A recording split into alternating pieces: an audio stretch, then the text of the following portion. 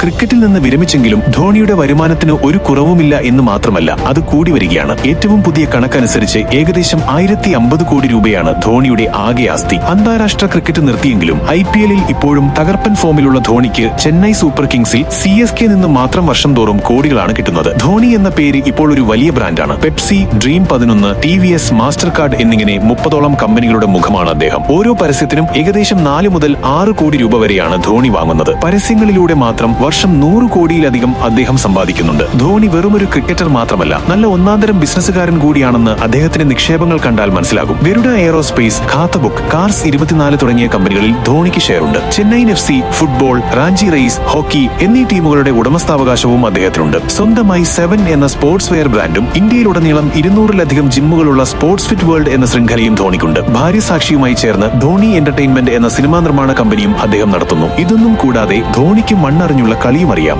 റാഞ്ചിയിലെ തന്റെ 43 acre farm ഹൌസിൽ അദ്ദേഹം വൻതോതിൽ കൃഷി നടത്തുന്നുണ്ട്. ഇവിടുത്തെ പച്ചക്കറികൾ ദുബായ് അടക്കമുള്ള വിദേശ രാജ്യങ്ങളിലേക്ക് കയറ്റുമതി ചെയ്യുന്നുണ്ടെന്നത് വലിയൊരു കാര്യമാണ്. വാഹനങ്ങളോടുള്ള അദ്ദേഹത്തിന്റെ ക്രേസ് നമുക്കറിയാമല്ലോ. ഏകദേശം 100-ലധികം ബൈക്കുകളും 30-ലധികം ആഡംബര കാറുകളും ധോണിയുടെ കളക്ഷനിലുണ്ട്. ചുരുക്കത്തിൽ ക്രിക്കറ്റ് ഗ്രൗണ്ടിലെ പോലെ തന്നെ ബിസിനസ് ഫീൽഡിലും ധോണി തന്റെ കോൾ സ്ട്രാറ്റജി കൊണ്ട് ഒരു വലിയ സാമ്രാജ്യം തന്നെ പടുത്തുയർത്തിയിരിക്കുകയാണ്.